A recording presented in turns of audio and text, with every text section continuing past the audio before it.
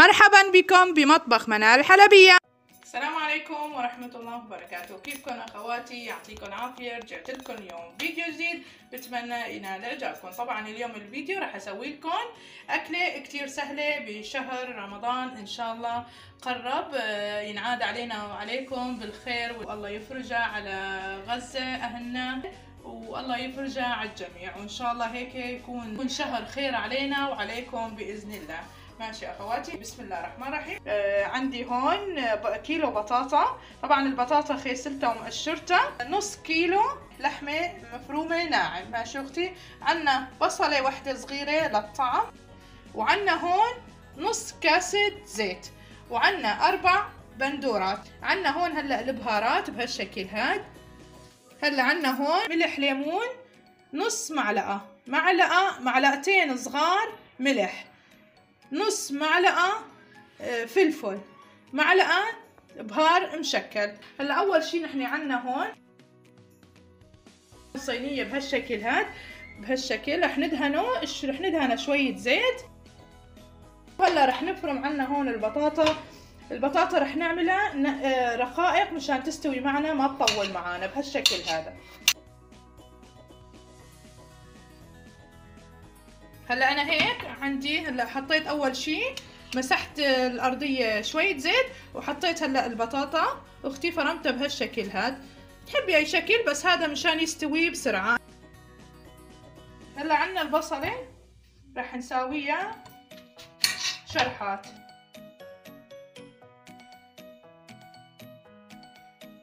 اخواتي هلا هيك انا حطيت البصل هيك بهالشكل هاد. هلا راح نحط بهالشكل هذا. هلا رح نحط البهارات.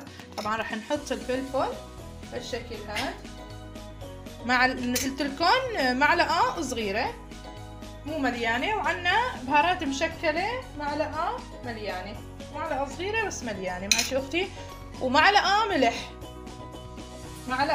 ملح صغيره. رح نحط بس هلا رح نحط الصغيره اول شي، ورح نرجع هلا نص معلقه ملح ليمون هالشكل. هلا رح نخلطهم سوا البصل والبطاطا اختي. هلا هيك اخواتي، هلا انا هيك خلطت البصل مع الشرايح البطاطا هيك مع البهارات.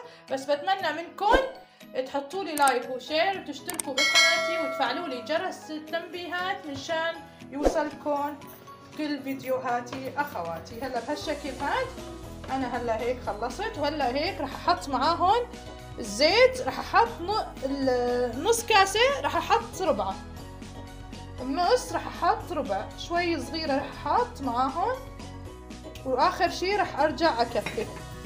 اختي هلا خلطناهم البصل والبهارات والبطاطا. هلا رح نعمل شرايح صغيرة بهالشكل هذا. اخواتي انا هلا هيك شوفوا سريعة كتير.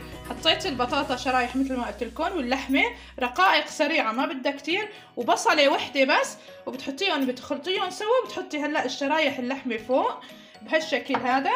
طبعا والبهارات كلها حطيناها. رح خلينا بس معلقه ملح رح نحطها فوق الشي. ماشي اختي. وربع زيت، ربع الكاسه زيت. هلا رح نحط البندوره شرايح.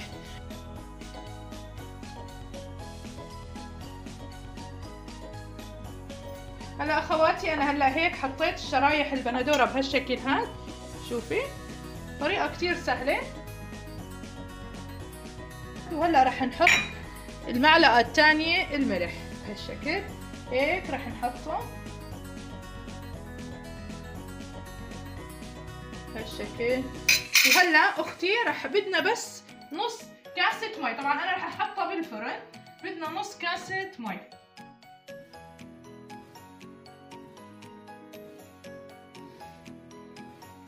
طبعا اخواتي اول شي مثل ما قلت لكم بتحموا الفرن على اعلى درجة عندكم. ماشي اخواتي، لانه رح نشويها شوي.